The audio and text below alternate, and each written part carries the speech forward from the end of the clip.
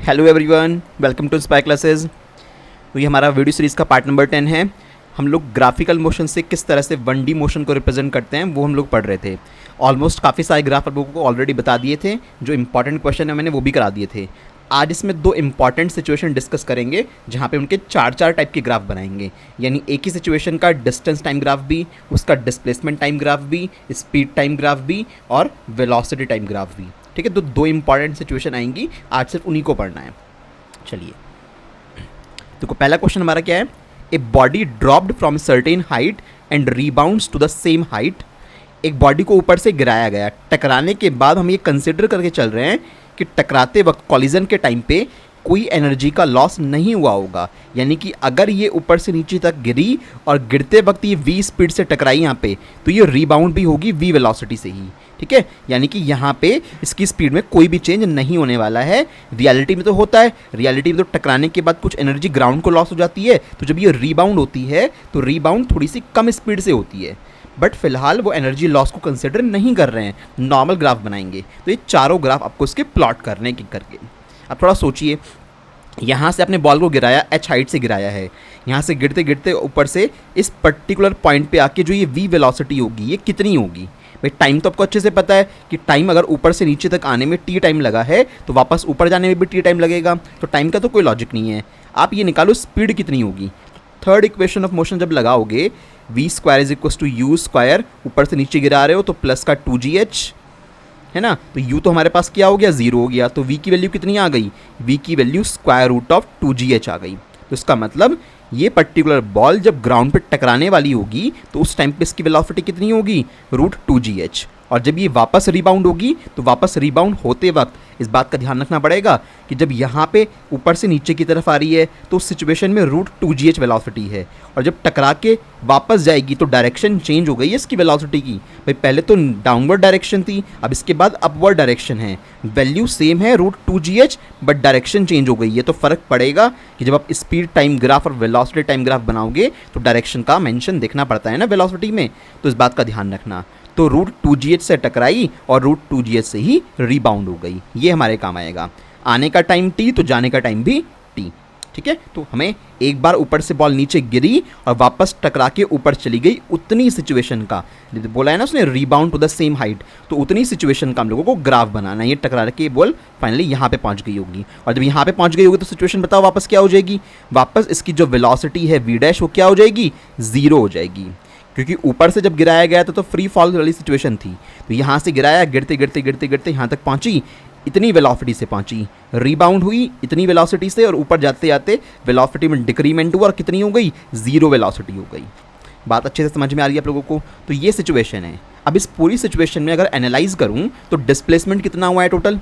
तो आंसर है डिस्प्लेसमेंट तो 0 हुआ है, कि बॉल जिस सिचुएशन से गिराई गई थी वापस लौट के उसी सिचुएशन पे आ गई, नहीं आ गई? तो इसका मतलब डिस्प्लेसमेंट तो भैया टोटल 0 हुआ है। ये सारी बातें काम आएंगी जब आप ग्राफ प्लॉट करोगे।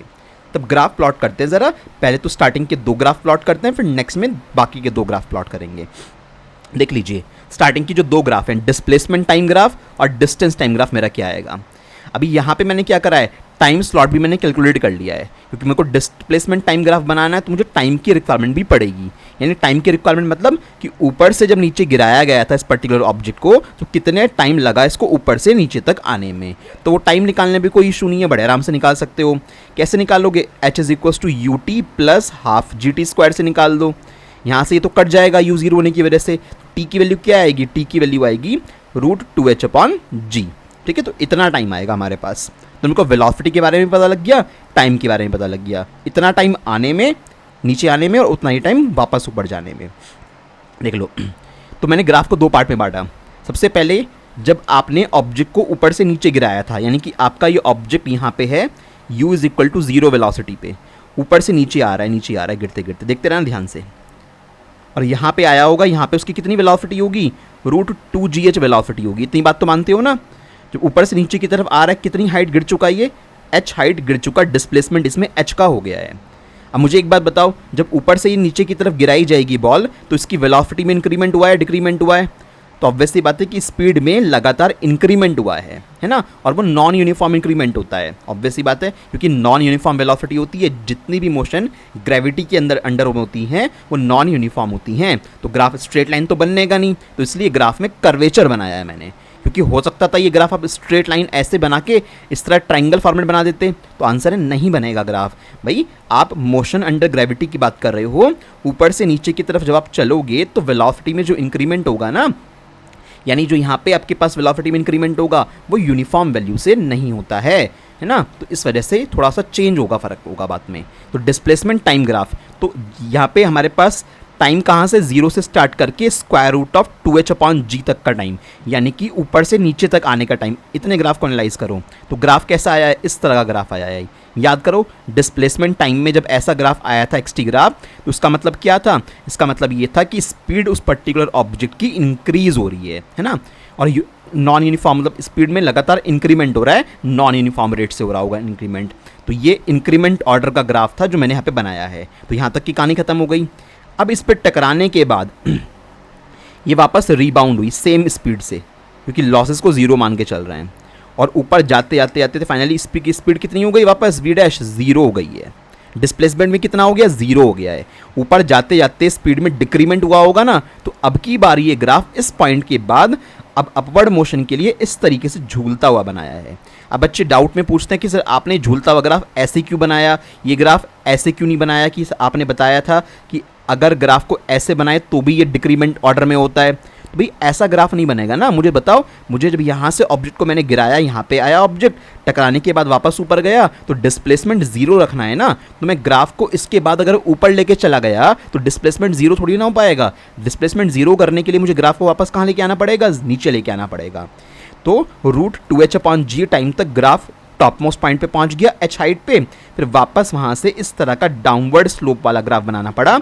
इसका मतलब धीरे धीरे धीरे धीरे स्पीड में डिक्रीमेंट हो रहा है, और फाइनली इस पॉइंट पे आके आफ्टर द टाइम कितना, 2 टाइम्स ऑफ रूट 2gh/t, तो रूट 2h/g आने में लगा टाइम, 2h/g जाने में लगा टाइम, तो उसका डबल कर दिया मैंने, तो 2 टाइम्स हो गया यहाँ तक। तो यहाँ से ऐसा ग्राफ अगर आ रहा है तो सीधी सीधी बात है कि स्पीड में क्या हो रहा है, डिक्रीमेंट हो रहा है, क्योंकि इस पर्टिकुलर पॉइंट पे स्लोप ज़्यादा है, यहाँ पे स्लोप कम है। अब बना के देख लो हल्का सा, कि इस पॉइंट पे स्लोप बनाओगे ना तो इस तरह से आएगी, है ना, एंगल ज़्यादा बनेगा। इस पॉइंट पे बनाओगे टेंजेंट, तो एंगल हमारे पास और चेंज हो जाएगा। तो इसका मतलब यहाँ पे लगातार जो एंगल है वो एंगल कैसा होता जा रहा है, डिक्रीज होता जा रहा है, स्पीड में रिडक्शन होता जा रहा है। तो ऐसा बनेगा डिस्प्लेसमेंट टाइम ग्राफ। जब बात आएगी डिस्टेंस टाइम ग्राफ, तो डिस्टेंस टाइम ग्राफ आधा तो डिस्प्लेसमेंट टाइम जैसा ही बनेगा। कब, जब ऊपर से नीचे गिरा रहे होंगे तब तक तो कोई दिक्कत नहीं है ना। तो जब ऊपर से नीचे गिरा रहे हो तो मैंने एज इट इज बना दिया डाउनवर्ड मोशन के लिए graph, as it is copy paste करना है। After the time of square root of 2h/g कितनी हाइट पे पहुंच चुका होगा, सर ये h हाइट पे यहाँ पे पहुंच चुका होगा, तो इतना graph same to same copy आएगा ऊपर वाले का। अब इसके बाद जब ये बॉल नीचे से ऊपर जाएगी, अब तो बात चेंज हो गई ना। अभी बॉल जब नीचे से ऊपर की तरफ जाएगी तो डिस्टेंस पूछे कोई तुमसे, तो डिस्टेंस तो ये वाली डिस्टेंस h आने की और h वापस ऊपर जाने की, तो 2h डिस्टेंस बोलोगे ना, तो इसका मतलब ग्राफ को नीचे तो लेके आ नहीं सकते इसकी तरह से, क्योंकि डिस्टेंस को एड ऑन करना है, 2h डिस्टेंस दिखानी है। तो मैंने इस पॉइंट के बाद स्पीड तो डिक्रीज हुई है, ग्राफ को इस तरीके से शो कर दिया, क्योंकि मुझे अच्छे से पता था कि अगर मैं ऐसा ग्राफ भी बनाऊंगा तो इस तरह के ग्राफ में भी स्लोप कैसी होती जाती है, लगातार डिक्रीज होती जाती है, यानी स्पीड में डिक्रीमेंट भी शो हो जाएगा। हाँ, और यहाँ से यहाँ तक जब वो चलेगा इस पर्टिकुलर पॉइंट पे पहुँच चुका होगा, कितने टाइम के बाद, 2 times of square root of 2h/g time के बाद वो यहाँ पहुँच चुका होगा। यहाँ मतलब कितनी हाइट पे, कितनी डिस्टेंस पे, 2h डिस्टेंस पे। तो h डिस्टेंस नीचे गिर के आया और फिर h डिस्टेंस ऊपर गया, तो टोटल 2h डिस्टेंस दिखाई देनी चाहिए। तो 2h डिस्टेंस दिखाई देने के लिए यहाँ के बाद आप इसे नीचे नहीं लेके आ सकते ना, नीचे लेके आओगे तो डिस्टेंस 0 हो जाएगी, इसलिए ऊपर की तरफ शो करना पड़ेगा आपको ये ग्राफ। इतनी बात समझ में आ गई। तो ये 2 इंपॉर्टेंट ग्राफ हमारे हो गए, डन। अब बनाते हैं वेलोसिटी टाइम और स्पीड टाइम। देखो ये है स्पीड टाइम, ये है वेलोसिटी टाइम, इसको फिर से समझ लो। स्पीड टाइम ग्राफ देखो मैंने कैसे बनाया, आपको पता था जब वो बॉल ऊपर से नीचे गिराई गई थी, जब इस बॉल को ऊपर से नीचे गिराया u = 0 था, यहाँ पे ऊपर से नीचे गिराया h हाइट जब ये गिर गई बॉल यहाँ पे पहुंची, तो इस जगह पे इसके पास कितनी स्पीड थी, इसके पास थी रूट 2gh। टाइम कितना स्पेंड हो चुका था, टाइम हो चुका था स्पेंड रूट 2h/g, यानी ऊपर से नीचे गिरने में इतना टाइम लगा और लोअर मोस्ट पॉइंट पे उसकी इतनी स्पीड हो गई। तो देखो मैंने यहाँ से यहाँ तक का जो आपके पास टाइम था वो लिखा हुआ है और यहाँ से यहाँ तक की जो स्पीड है वो लिखी हुई है। ऊपर से नीचे की तरफ ऑब्जेक्ट को गिरा रहे हो, ऊपर से नीचे की तरफ अगर ऑब्जेक्ट को गिरा रहे हो तो इस तरीके से हम लोगों ने स्पीड टाइम ग्राफ शो करा है। यानी एक्सेलरेशन कैसा है, यूनिफॉर्म एक्सेलरेशन है। पूरे एंटायर एरिया में जो एक्सेलरेशन लगेगा वो तो जी के इक्वल लगेगा ना, तो इसका मतलब बिल्कुल स्ट्रेट लाइन करवाएगा। ये स्ट्रेट लाइन ग्राफ आएगा तो इसका मतलब क्या है, speed time graph straight line है तो यूनिफॉर्म एक्सेलरेशन को रिप्रेजेंट कर रहा है। ऊपर से जब नीचे को गिराया गया है ना, डाउनवर्ड मोशन, उसके लिए ये ग्राफ आया है। अच्छा अब क्या हुआ, अब इसके बाद ये बॉल टकराने के बाद मैं साइड में दिखा रहा हूँ, ये बॉल रिबाउंड हुई कितनी स्पीड से, same to same root 2gh की स्पीड से, और ऊपर जाते जाते जाते जाते इस पॉइंट पे स्पीड उसकी कितनी हो गई, v डैश 0 हो गई है। यानी मुझे एट लास्ट में v डैश को 0 दिखाना पड़ेगा। तो इसको 0 कैसे दिखाऊं, स्पीड के बारे में बात कर रहा हूँ तो डायरेक्शन से मुझे कोई लेना देना नहीं है कि सर यहाँ पे डाउनवर्ड डायरेक्शन थी, यहाँ पे डायरेक्शन चेंज हो गई है, तो कोई फ़र्क नहीं पड़ता। आप इस पॉइंट पे बैठ गए हो, आप इस पॉइंट पे हो, इस पॉइंट पे होने का मतलब क्या है कि इतना टाइम स्पेंड हो चुका है और आपकी स्पीड कितनी है, इतनी है, यानी आप इस जगह पे हो। अब ये रिबाउंड होके इस स्पीड से फिर से ऊपर की तरफ जाने की कोशिश करेगी और धीरे धीरे स्पीड घटती जाएगी और कितनी हो जाएगी, 0। तो अब यहाँ से यूनिफॉर्म रिटार्डेशन शो कर दिया और डाउनवर्ड ले आया मैं ग्राफ को बिल्कुल स्ट्रेट लाइन में झुला के। कितने टाइम के बाद, टोटल यहाँ से यहाँ तक का टाइम कितना हुआ भाई, नीचे जाने का टाइम रूट 2h/g, तो ऊपर जाने का टाइम भी रूट 2h/g, टोटल कितना हो गया 2 टाइम्स ऑफ रूट 2h/g। और यहाँ पे फाइनली ऑब्जेक्ट पहुँच गया कितनी वेलोसिटी पे, कितनी स्पीड पे, 0 स्पीड पे। समझ में आ रही है बात भाई, 0 से शुरुआत करी थी और 0 पे ही वो फाइनली पहुँच गया, यही तो बात है। 0 से शुरुआत करी थी और फाइनली 0 पे ही वो पहुँच गया है। इस दौरान उसने पहले तो एक्सेलरेशन करा ऊपर से नीचे की तरफ और उसके बाद उसने रिटार्डिंग मोशन परफॉर्म करा। 2 तरह की मोशन आई है, ठीक है। अब जब बात आएगी वेलोसिटी टाइम ग्राफ की, तो आधा ग्राफ तो कॉपी कर लेना बिल्कुल सेम टू सेम भाई। ऊपर से नीचे गिराते वक्त तो कोई दिक्कत नहीं है ना, सेम टू सेम कहानी चलेगी। तो नीचे से ऊपर की, जब ऊपर से नीचे की तरफ गिराया तो ये ग्राफ तो मैंने कॉपी कर दिया सेम टू सेम। यानी रूट 2h/g टाइम के बाद उस पर्टिकुलर ऑब्जेक्ट की जो वेलोसिटी है वो कितनी हो चुकी होगी, रूट 2gh हो चुकी होगी। यहाँ तक कोई दिक्कत नहीं है, यानी ऑब्जेक्ट यहाँ से यहाँ पे गिर चुका है, ग्राफ आपका ये बन चुका है। अब यहाँ पे हो आप फिलहाल, ठीक है। अब इसके बाद इस ऑब्जेक्ट ने वेलोसिटी चेंज कर ली, डायरेक्शन चेंज कर ली, मैग्नीट्यूड सेम रहा, यानी अब इस पॉइंट के बाद डायरेक्शन चेंज हो गई है। यानी ये कैसा हो गया, ये नेगेटिव वैल्यू हो गई। डायरेक्शन चेंज होने का मतलब ये तो होता है, तो ग्राफ इंस्टेंटली यहाँ से हट के कहाँ पे आ गया, यहाँ पे आ गया। डायरेक्शन चेंज हो गई ना, तो माइनस का रूट 2gh पे पहुँच गया। यानी जैसे ही ये बॉल पलटी तो ग्राफ का पॉइंट यहाँ से शिफ्ट होके यहाँ पे चला गया। अब क्या होगा, अब धीरे धीरे ये बॉल ऊपर की तरफ जाएगी, स्पीड डिक्रीज होगी 0 हो जाएगी। अब इसी तरह से मैंने अपवर्ड मोशन के लिए इस ग्राफ को ऊपर की तरफ बनाना शुरू करा, क्योंकि धीरे धीरे ये स्पीड ना अपोजिट डायरेक्शन में डिक्रीज होती जा रही है, और यहाँ पे आके कितनी हो गई, 0 हो गई। 0 से चले थे, 0 पे ही आके एंड हो गए हो आप। बस फ़र्क इतना है कि आधी जर्नी के बाद, यहाँ तक आधी जर्नी खत्म हो गई थी, उसके बाद वेलोसिटी की डायरेक्शन चेंज हो गई है, इसलिए प्लस के रूट 2gh को यूज़ ना करके आधी जर्नी के बाद माइनस का रूट 2gh यूज़ किया गया है। सिचुएशन यहाँ से स्टार्ट होके और फिर आगे इस तरह से एंड हुई है, ठीक है बच्चों। तो थोड़ा सोचने वाले ग्राफ हैं, अच्छे से करोगे तो कोई दिक्कत वाली बात नहीं है, आराम से समझ में आ जाएंगे। ये तो हुई पहली सिचुएशन, चारों ग्राफ समझ लिए। अगली सिचुएशन ये ज़्यादा इंपॉर्टेंट है पहले वाले से भी। यहाँ पे क्या है, आपने अपने हाथ पे एक बॉल ली, उसको नीचे से ऊपर की तरफ उछाला, ऐसे गई ये बॉल करते करते वापस लौट के कहाँ पे आ गई, नीचे आ गई। यानी नीचे अगर आपने यहाँ से u वेलोसिटी से उछाला था और ये बॉल कहीं पे टकराई नहीं है, तो जब ये वापस लौट के आएगी ना, तो यहाँ पर भी इसकी वेलोसिटी कितनी होगी, u वेलोसिटी ही होगी। ये बात ध्यान रखना, जिस वेलोसिटी से फेंकते हो तो वापस उसी वेलोसिटी से उस पर्टिकुलर हाइट को क्रॉस करेगी। अच्छा, मैक्सिमम कितनी हाइट तक गई है, सपोज जो मैक्सिमम हाइट इसने ट्रेवल की है वो h हाइट ट्रेवल की है। कितनी, h हाइट ट्रेवल की है। टॉप मोस्ट पॉइंट पे यहाँ पे इसकी वेलोसिटी कितनी हो जाएगी, टॉप मोस्ट पॉइंट पे वेलोसिटी हो जाएगी ऑब्वियस सी बात है 0। नीचे से ऊपर जाने में इसको कितना टाइम लगेगा, ये टाइम निकाल सकते हो क्या, बिल्कुल निकाल सकते हैं हम लोग इस टाइम को। तो हम लोग क्या करेंगे नीचे से ऊपर v = u - gt। Sir v की वैल्यू तो हमारी कितनी है, v की वैल्यू तो है हमारी 0, तो हमारे पास यहाँ से t कितना आ गया, t आ गया हमारे पास u/g, ठीक है। t की वैल्यू u/g आ गई, तो u/g टाइम लगा नीचे से ऊपर जाने में और u/g टाइम ही लगेगा मुझे ऊपर से वापस नीचे आने में। तो मैंने ये सिचुएशंस देख ली, टाइम स्लॉट मैंने निकाल लिया। स्पीड की बात मुझे अच्छे से पता ही लग रही है कि यहाँ से सर आपने u स्पीड से फेंका था तो टॉप मोस्ट पे 0 है और वापस बॉटम मोस्ट पे कितनी है, वापस ही u हो गई है। तो बस यहाँ पे टाइम निकालना पड़ेगा, बाकी किसी की ज़रूरत पड़ेगी ही नहीं आप लोगों को। आपको चारों ग्राफ ड्रॉ कर रहे हैं यहाँ पर भी, देख लो। जब डिस्प्लेसमेंट टाइम ग्राफ की बारी आई है, देखो मैंने कैसे करा है। डिस्प्लेसमेंट की बात की अगर हम बात करें यहाँ पे कि मैंने बॉल को नीचे से फेंका इस तरह से u स्पीड से, और ये कब तक जाएगी बॉल ऊपर, जब तक इसकी स्पीड 0 ना हो जाए। तो उसने कितना डिस्प्लेसमेंट कवर किया होगा, तो वो जो h है उस h को मैं कैलकुलेट कर सकता हूँ ना आराम से। क्या दिक्कत है, आप लोग लगा लो third equation, v square is equal to u square, नीचे से ऊपर फेंक रहे हो तो -2gh, यहाँ से फाइनल वेलोसिटी 0 है, u स्क्वायर -2gh, तो यहाँ से h की वैल्यू कितनी आ गई, u स्क्वायर अपॉन 2g आ गई, यानी ये मैक्सिमम इतनी ऊंचाई तक जाएगा। तो अपने हाइट भी निकाल ली आराम से। इस हाइट को मैंने यहाँ पे रिप्रेजेंट भी कर दिया क्योंकि मुझे डिस्प्लेसमेंट टाइम ग्राफ बनाना था, ठीक है। टाइम कितना लगेगा, टाइम में ऑलरेडी आपको पीछे दिखा चुका हूँ, u/g। ये आपको पैरामीटर निकालने पड़ते हैं हमेशा, जिस चीज़ के बीच में ग्राफ बना रहे हो वो पैरामीटर निकालने पड़ेंगे हमेशा।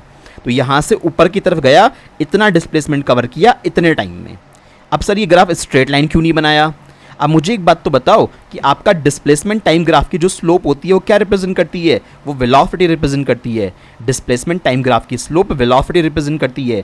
नीचे से ऊपर की तरफ फेंकते हुए वेलोसिटी में तो लगातार डिक्रीमेंट होते जा रहा होगा ना, यानी वेलोसिटी कैसी होगी, नॉन यूनिफॉर्म वेलोसिटी होगी। याद रखना, वेलोसिटी कैसी होगी, नॉन यूनिफॉर्म। इसलिए ग्राफ जो है कर्वेचर आया है। क्या ये इंक्रीजिंग वेलोसिटी का ग्राफ है या डिक्रीजिंग वेलोसिटी का ग्राफ है, तो याद कर लेना, अपने पेजेस ओपन करके देख लेना कि डिस्प्लेसमेंट टाइम ग्राफ में अगर ऐसा बना हुआ होगा तो वेलोसिटी डिक्रीज हो रही है टाइम के साथ साथ, तो इसलिए कर्वेचर वाला ग्राफ आया। तो यानी आप इस पॉइंट तक पहुंच चुके, कितना टाइम स्पेंड हो चुका, इतना टाइम स्पेंड हो चुका, कितनी हाइट पे हो, इतनी हाइट पे हो, तो बॉल नीचे से ऊपर चली गई, ठीक है। अब ये बॉल वापस रिटर्न मारेगी, यहाँ से बॉल वापस रिटर्न मारेगी, रिटर्न होके वापस नीचे आएगी, वापस यहीं पे आ जाएगी। डिस्प्लेसमेंट तो ओवरऑल 0 रखना है ना भाई, जहाँ से चलाई बॉल वापस घूम के वहीं पे आ गई, तो डिस्प्लेसमेंट 0 होना चाहिए। तो इससे समझ में आता है कि ग्राफ इसके बाद ऊपर नहीं जा सकता, घुमा के नीचे ही लेके आना पड़ेगा। अब जब ऊपर से नीचे बॉल आएगी तो वेलोसिटी में इंक्रीमेंट होगा ना। डिस्प्लेसमेंट टाइम ग्राफ की स्लोप वेलोसिटी रिप्रेजेंट करती है। ऊपर से नीचे की तरफ जब बॉल को गिराओगे तो वेलोसिटी में लगातार इंक्रीमेंट होगा। तो ठीक है, इसलिए ग्राफ कैसा आ गया, ये डाउनवर्ड ग्राफ आ गया इस तरह से। और जो इंक्रीमेंट होगा वेलोसिटी में वो भी कैसा, नॉन यूनिफॉर्म। याद रखना, जब ग्रेविटी के अंडर में मोशन हो रही होती है हमेशा, तो वो नॉन यूनिफॉर्म वेलोसिटी का एग्जांपल होती है। वहाँ पे एक्सेलरेशन तो यूनिफॉर्म होता है ग्रेविटी के केस में, बट जो वेलोसिटी में इंक्रीमेंट है वो कैसा, इंक्रीमेंट या डिक्रीमेंट जो भी है वो कैसा होता है, नॉन यूनिफॉर्म होता है। ठीक है बच्चों, चलिए तो इतना हम लोगों को समझ में आना चाहिए। तो यहाँ से ये डाउनवर्ड मोशन में आ गया, करते करते करते करते इतना टाइम u/g ऊपर जाने में, u/g नीचे जाने में, तो 2 टाइम्स ऑफ u/g हो गया टाइम। और फाइनली पॉइंट कहाँ पे मिला, डाउनवर्ड में। यानी इस शुरुआत में डिस्प्लेसमेंट भी 0 था, बाद में डिस्प्लेसमेंट कितना हो गया, 0 हो गया। तो ऐसा ग्राफ पूछा जाता है, ये इंपॉर्टेंट है, ध्यान रखना चारों ग्राफ। अब अगर डिस्टेंस टाइम ग्राफ की बात आएगी तो आधा तो कॉपी कर दो, यहाँ से यहाँ तक का तो कॉपी कर दो, पुरानी बात। तो यहाँ से यहाँ तक का तो मैंने कॉपी कर दिया। u/g टाइम स्पेंड हुआ, आप u² पे पहुँच चुके, यहाँ पे आ चुके। यानी बॉल आपकी ऊपर से नीचे गिर के आ गई है, ये सॉरी नीचे से ऊपर जा पहुँच के चली गई है, नीचे से ऊपर चली गई है। अब इस पॉइंट पे हो आप, अब यहाँ से आपकी बॉल वापस घूम के नीचे की तरफ आएगी। यानी जो डिस्टेंस है, डिस्टेंस जाने की कितनी है, u²/g, वापस आने की भी कितनी होगी, u²/g। यानी टोटल डिस्टेंस कितनी हो जाएगी इस पॉइंट पे, 2 टाइम्स ऑफ u²/2g। डिस्टेंस तो आप ऐड करोगे ना हर बार। तो अच्छा, ऊपर से जब नीचे की तरफ आ रहे थे तो स्पीड में डिक्रीमेंट था या इंक्रीमेंट था, तो सर स्पीड में इंक्रीमेंट था ऊपर से नीचे की तरफ आने पे। तो इंक्रीमेंट ऑर्डर का ग्राफ बना दिया। क्या आपको पढ़ाया नहीं था मैंने ऐसे इंक्रीमेंट ऑर्डर वाला ग्राफ डिस्टेंस टाइम के अंदर? तो हाँ, ऐसा ग्राफ इंक्रीमेंट ऑर्डर का होता है। कैसे पता लगा इंक्रीमेंट होना है, क्योंकि ऊपर से नीचे की तरफ गिरा रहे हो बॉल को, तो इंक्रीमेंट होगा। पहले वाले केस में देखो, जब आप लोगों ने पुराने वाला केस बनाया था कि ऊपर से नीचे बॉल गिराई थी, टकरा के फिर वो ऊपर गई थी, तो यहाँ पे इस ग्राफ को यू बनाया था। याद करो, अभी पुराना बना के आए हो वो ऐसे बनाया था, क्योंकि वहाँ पे डिक्रीमेंट हो रहा था वेलोसिटी में। बस सिचुएशन को देख लो क्या हो रहा है, उसके अकॉर्डिंग ग्राफ बनाओ। रटना नहीं है भाई, आपको ये सिचुएशन हर पॉइंट पे एनालाइज करनी पड़ेगी कि नीचे से ऊपर फेंक रहा हूँ तो क्या हो रहा है, ऊपर से नीचे फेंक रहा हूँ तो क्या चीज़ इंक्रीज हो रही है, क्या डिक्रीज हो रही है, कहाँ पे वेलोसिटी कितनी है, कहाँ पे कितनी है। तो यहाँ पे ये वाला ग्राफ नीचे ना आके ऐसे बनाना पड़ा, क्योंकि डिस्टेंस तो आप ऐड ऑन करोगे, नीचे ले आते तो भैया डिस्टेंस जीरो हो जाती, नहीं हो जाती, डिस्टेंस जीरो कैसे हो सकती कभी भी। तो इसका मतलब ग्राफ को ऐसे बनाओगे। यूं क्यों नहीं बनाया, क्योंकि वेलोसिटी में इंक्रीमेंट है, इसलिए इंक्रीमेंटेड ऑर्डर का ग्राफ बनाया गया है। डन। तो इस पर्टिकुलर पॉइंट पे टाइम तो स्पेंड हो गया 2 टाइम्स ऑफ यू अपॉन जी, और कितना डिस्टेंस कवर कर चुके, इतना डिस्टेंस कवर कर चुके हैं। आई थिंक अब ये थोड़ा सा समझ में आने लगे होंगे आपको ये ग्राफ। डन, 2 ग्राफ हो गए, बाकी के 2 और देखो, ये वेलोसिटी टाइम, ये स्पीड टाइम। अब वेलोसिटी तो नेगेटिव में जा सकती है, स्पीड नेगेटिव में जा नहीं सकती, इसलिए पॉजिटिव में बना दिया इसको। देखो वेलोसिटी टाइम ग्राफ कैसे होगा, नीचे से ऊपर की तरफ चीज़ों को फेंका, यू से फेंका, करते करते करते करते ऊपर जाके कितनी हो गई स्पीड, 0 हो गई है। इतना बनाते हैं। यानी कि जब टाइम स्लॉट 0 था तब वेलोसिटी यू थी, हाँ यू से फेंका था। धीरे धीरे धीरे धीरे कितने टाइम के बाद, यू बाय जी टाइम के बाद ये ऑब्जेक्ट टॉप मोस्ट पॉइंट पे पहुंच गया और वेलोसिटी कितनी हो गई, 0 हो गई है। यानी कि स्टार्टिंग में इस पॉइंट पे वेलोसिटी मैक्सिमम थी, जैसे जैसे टाइम बीतता गया वैसे वैसे वेलोसिटी डिक्रीज होती गई, डिक्रीज होती गई, डिक्रीज होती गई। जब ये ऑब्जेक्ट टॉप मोस्ट पॉइंट पे पहुंच गया यू बाई जी टाइम के बाद, तो वेलोसिटी कितनी हो गई, 0। तो आधा ग्राफ तुम्हें समझ में आया। एज इट इज आधा ग्राफ यहां पर भी कॉपी कर देना भाई, वेलोसिटी टाइम हो स्पीड टाइम हो, आधा ग्राफ तो सेम आना है ना। ये समझ में आना चाहिए, नीचे से ऊपर की मोशन में कोई समस्या नहीं है, वेलोसिटी डिक्रीज होती जा रही है लगातार हमारी। तो इस तरीके से वेलोसिटी में डिक्रीमेंट होता गया, डिक्रीमेंट होता गया, इस तरह से पॉइंट पे आके ये डिक्रीज होके 0 हो गई। अच्छा, अब इसके बाद बात करें। अब जैसे ही बात करेंगे इसके बाद, अब ये ऑब्जेक्ट ने यहां से वापस यू टर्न लिया और ऑब्जेक्ट ऐसे नीचे आने लगा। क्या इसकी वेलोसिटी की डायरेक्शन चेंज हो गई या नहीं हो गई? भाई वेलोसिटी है तो 0 ही शुरुआत में, बट डायरेक्शन बॉल ने रिवर्स कर दी, नहीं कर दी। पहले नीचे से ऊपर की तरफ बॉल की डायरेक्शन थी, अब ऊपर से नीचे की तरफ हो गई। तो इसलिए यहां से अब ये ग्राफ नेगेटिव डायरेक्शन में चला गया, क्योंकि अभी वेलोसिटी लगातार इंक्रीज होती जाएगी, इंक्रीज होती जाएगी, और जब लास्ट में यहां पहुंच चुका होगा तो कितनी हो चुकी होगी, जितने से वो चला था, यानी यू हो चुकी होगी। तो यहाँ पे नीचे से ऊपर की तरफ जा रहे थे, अब की बार ऊपर से नीचे आ रहे हो, तो डायरेक्शन चेंज हो गई है, इसलिए ये वाला ग्राफ डाउनवर्ड की तरफ चलने लगा। इसके बाद धीरे धीरे वेलोसिटी में इंक्रीमेंट हुआ, इंक्रीमेंट हुआ, इंक्रीमेंट हुआ, कितनी हो गई वेलोसिटी इंक्रीज होते होते, यू हो गई, बट नेगेटिव डायरेक्शन में यू हो गई है। ठीक है, और टाइम कितना स्पेंड हो गया, यू अपॉन जी और हो गया, तो टोटल कितना हो गया, 2 times of u upon g. U upon g ऊपर जाने का, यू अपॉन जी नीचे आने का, तो 2 टाइम्स ऑफ यू अपॉन जी। तो यहाँ से यहाँ तक का मोशन हमें समझ में आया है। यू से चले थे और वापस लौट के कितने पे आए हो, माइनस यू पे ही आए हो। हाँ, ऊपर की तरफ फेंका था और लौट के नीचे की तरफ आप आए हो। तो होप कि ये बात क्लियर हो जाएगी। अब यहाँ से बाकी का आधा ग्राफ देखो, स्पीड में क्यों नीचे नहीं गया, मुझे बताओ। स्पीड आपके पास थोड़ी ना नेगेटिव होती है, तो भले ही ये जो डायरेक्शन है चेंज हो जाए, तो स्पीड का इससे कोई लेना देना नहीं है। तो आपने इस ग्राफ को क्या करा, यहाँ से u बाई जी टाइम के बाद धीरे धीरे वेलोसिटी में इसकी स्पीड में इंक्रीमेंट होना तो था ही है, तो स्पीड में इंक्रीमेंट होना था, तो इसको आपने धीरे धीरे इंक्रीजिंग ऑर्डर का बनाना शुरू कर दिया, और फाइनली इस पॉइंट पे पहुंच गए। कितनी इस वेलोसिटी पे, u वेलोसिटी पे पहुंच गए हो। डायरेक्शन से आपको कोई मतलब नहीं है, मतलब हुआ क्या, आपने इस ग्राफ को भी यहाँ से कट करके उठा के पॉजिटिव साइड पे रख दिया, तो नेगेटिव से काट दिया, पॉजिटिव पे रख दिया उठा के, बस एज इट इज, क्योंकि स्पीड आपकी नेगेटिव नहीं आ सकती कभी भी। तो ये हमारे पास चारों ग्राफ हुए। अब देखो ये वाले जो चारों ग्राफ है एक जगह पे बनाए हुए हैं एक साथ, सो दैट चीज़ें एनालाइज हो जाएं। ये डिस्प्लेसमेंट टाइम है, आपको बताया होगा, ऐसे बनाया था। ये डिस्टेंस टाइम है, ये वेलोसिटी टाइम है, ये स्पीड टाइम ग्राफ है। चारों ग्राफ एक साथ बने हुए हैं ताकि सिचुएशन आपको आराम से समझ में आ पाए। तो ये 4 इंपॉर्टेंट केसेस थे। अब बहुत अच्छे से इसको पढ़ के, इनको समझ के तब ध्यान रखना, ठीक है। अब एक एनसीईआरटी का एक सिंगल क्वेश्चन बचा है हमारे पास, इंपॉर्टेंट सा। एनसीईआरटी के सारे क्वेश्चंस नहीं कर रहे हैं, कुछ क्वेश्चन बहुत बकवास हैं उसमें से, हर एक क्वेश्चन को अटेम्प्ट मत करना। देखो, the speed time graph of a particle moving along a fixed direction is shown in figure. इसमें एक स्पीड टाइम ग्राफ दे रखा है, ठीक है। स्पीड टाइम ग्राफ वैलिड है, हाँ, नेगेटिव में नहीं होना चाहिए था ना, बस चाहिए। डिस्टेंस ट्रेवर्स कितनी करी है, 0 से 10 सेकंड के बीच में, तो 0 यहाँ पे है, 10 सेकंड यहाँ पे है, तो 0 से 10 सेकंड के टाइम पे आपको डिस्टेंस निकालनी है, और 2 से 6 सेकंड के टाइम पे भी डिस्टेंस निकालनी है, वो यहाँ पे देनी रखा बनाना पड़ेगा, और इन्हीं दोनों टाइम इंटरवल में एवरेज स्पीड भी निकालनी है। तो मैं जो ए वाला पार्ट है वो यहीं की यहीं सॉल्व कर देता हूँ। ए वाले पार्ट में टाइम इंटरवल कहाँ से है, t इक्वल टू 0 सेकेंड से लेके t इक्वल टू 10 सेकेंड तक है। आपको अच्छे से पता है कि जो एरिया अंडर द कर्व होता है, एरिया अंडर वीटी कर्व है ना, स्पीड टाइम ग्राफ के अंडर में जो एरिया होगा वो आपको क्या देगा, डिस्टेंस देगा। देयरफॉर यहाँ पे डिस्टेंस कितनी आ जाएगी, आप इसका एरिया निकाल लो। 0 से 10 सेकंड के बीच में जो एरिया आ रहा है, ट्रायंगल बन रहा है, तो एरिया निकाल लो। हाफ इंटू बेस, बेस कितना है 10 वैल्यू का है। हाइट, हाइट कितनी है टॉप में 12 की है, तो 60 मीटर। ठीक है, 60 मीटर हमारे पास डिस्टेंस आ गई।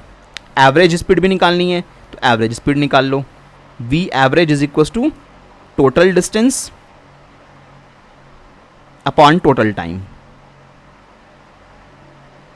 टोटल डिस्टेंस कितनी कवर की है आपने इस दौरान, 60 मीटर की कवर की है। टाइम कितना लगा है, टाइम सर 10 सेकंड का लगा है, तो कितनी आ गई 6 मीटर पर सेकंड की आपके पास एवरेज स्पीड निकल के आ गई इस दौरान। कोई दिक्कत तो नहीं है। तो फर्स्ट वाला पार्ट बहुत आसान था। अब सारी समस्या होती है सेकंड पार्ट में, 2 से 6 सेकंड वाले टाइम में कि सर कैसे निकालें। अब जरा इस ग्राफ को देखो दोबारा से। अब 2 से 6 सेकंड का टाइम इंटरवल मेरे पास है, इसको मुझे फिर से रीड्रॉ करना पड़ेगा।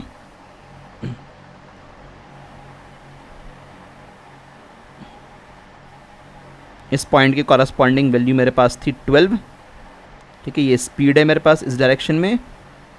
यहाँ पे मेरे पास टाइम चल रहा है, यहाँ पे 10 का टाइम है, यहाँ पे 0 का टाइम है।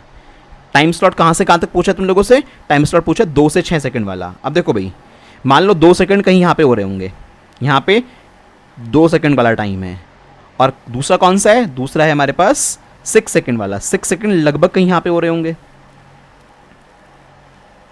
ठीक है, 6 सेकंड यहाँ पे हो गए लगभग, क्योंकि बीच में तो आपके 5 सेकंड होंगे ना इस मिडिल पॉइंट पे, तो 6 सेकंड यहाँ पे हो गए। तो आपको क्या करना पड़ेगा, आपको ये 2 से 6 सेकंड के बीच में जो ग्राफ है उसको कैलकुलेट करना पड़ेगा। इसको कैसे निकालेंगे उस एरिया को, देखो आपको एक तो ये वाला एरिया निकालना पड़ेगा, ये वाला एरिया, प्लस आपको इसके अलावा एक ये वाला एरिया निकालना पड़ेगा। भाई सोचो ना, 2 सेकंड से 6 सेकंड के बीच में जो आपके पास ग्राफ आया है वो इतने एरिया वाला आया है, और ये एरिया 2 पार्ट में कैलकुलेट होगा, क्योंकि एक पार्ट में तो इस तरह की कोई शेप ही नहीं होती, आप निकाल ही नहीं पाओगे। तो आपने इस तरीके से 2 ट्रेपेजियम बना लिए, एक ट्रेपेजियम इधर वाला बना लिया, एक ट्रेपेजियम ये वाला बना लिया। 2 ट्रेपेजियम बन गए, इनके एरिया को ऐड कर दोगे तो 2 से 6 सेकंड के बीच में डिस्टेंस निकाल पाओगे। समस्या सारी ये है कि सर जब हम 2 सेकंड पे बात करेंगे तो what will be the value of speed, हमें तो स्पीड पता ही नहीं उस पॉइंट पे, v1 पता ही नहीं। इसी तरह से जब 6 सेकंड पे बात करेंगे तो 6 सेकंड की कॉरस्पॉन्डिंग स्पीड सपोज v2 होगी, वो भी नहीं दे रखी। तो अब क्या करें, अब तो फंस गए हम लोग। नहीं, आप फंसे नहीं हो, आप थोड़ा दिमाग लगाओ। यहाँ पे आप एक छोटू सा ट्रायंगल बनाओ, बिल्कुल ये वाला छोटा सा ट्रायंगल, मैथ्स लगेगी थोड़ी सी। यहाँ 0 से 2 सेकंड का टाइम है, ये हाइट कितनी है, ये v1 है, तो ये वाली हाइट कितनी होगी, ये v1 होगी ना। ठीक है, इसके अलावा इसी में एक और ट्रायंगल बनाओ, 0 से कहाँ तक का, इस मिड वाले पॉइंट तक का। ये मिड वाला पॉइंट क्या है हमारे पास, ये मिड वाला पॉइंट 5 सेकंड का होगा, है ना। हाइट कितनी है इस मिड वाले पॉइंट की, यहाँ पे इस वाले ट्रायंगल की, देखो आधा ट्रायंगल बनाया ये वाला, तो इसकी हाइट कितनी है 12 है।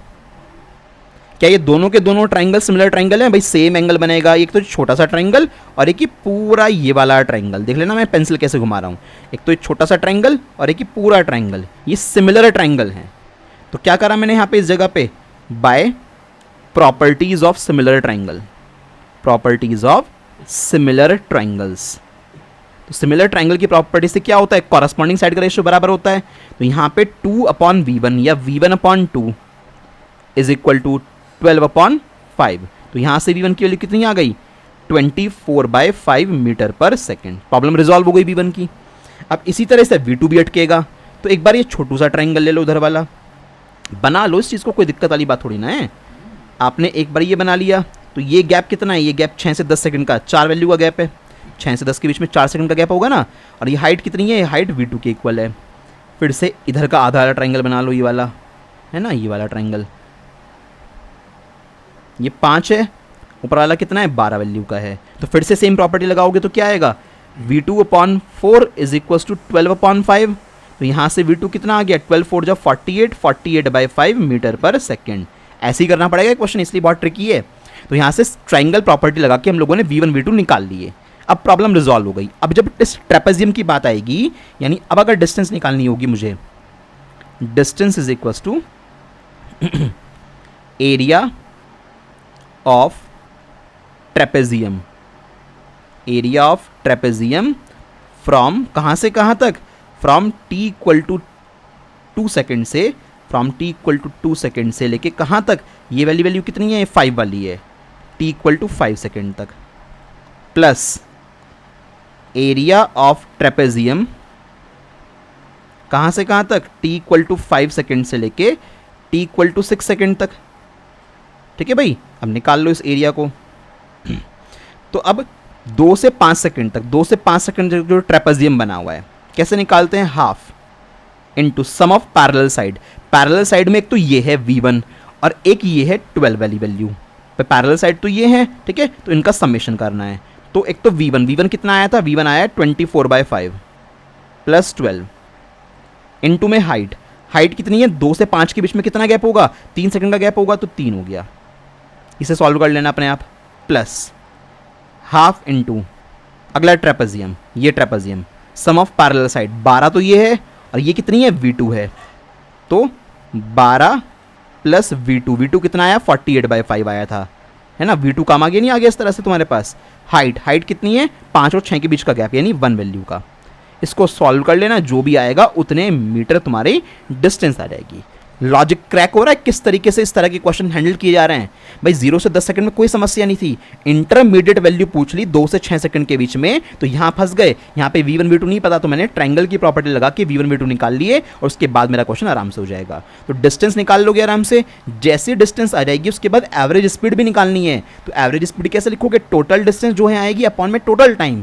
2 से 6 सेकंड के बीच में कितना टाइम होता है, 4 सेकंड का टाइम होता है, तो अपॉन में 4 से डिवाइड कर दोगे तो एवरेज स्पीड भी आप निकाल पाओगे आराम से। ठीक है बच्चों, तो यहां तक आपके जो इंपॉर्टेंट ग्राफ थे, ग्राफिकल रिप्रेजेंटेशन जितना भी काम का था जो तुम्हें पता होना चाहिए इस चैप्टर के अंदर, मैंने आपको सारा करा दिया है। अब ग्राफिकल मोशन यहाँ पे खत्म हो गया हमारा। अब जब नेक्स्ट लेक्चर हमारा आएगा वहां पे मैं शुरू कर दूंगा रिलेटिव वेलोसिटी इन 1 डायमेंशन, कि 1 डायमेंशन में किस तरीके से हम लोग रिलेटिव वेलोसिटी को समझ सकते हैं, यानी एक ऑब्जेक्ट की वेलोसिटी किसी दूसरे के रेस्पेक्ट में देखते हैं। इस तरह से लिखा जाएगा कि velocity of A with respect to B या velocity of B with respect to C, है ना। इस तरह के क्वेश्चंस हम लोग इस तरह की सिचुएशन समझ के उसके ऊपर बेस्ड 5-6 क्वेश्चंस हमारे बड़े इंपॉर्टेंट हमारे एनसीईआरटी में दिए हुए हैं, वो हम लोग कवर करेंगे अच्छे से। तो जितना अभी तक पढ़ाया है टोटल हमारे पास काफ़ी सारी क्लासेस आ चुकी हैं, तो उनको बहुत सही से आप लोग कवर कर लीजिएगा।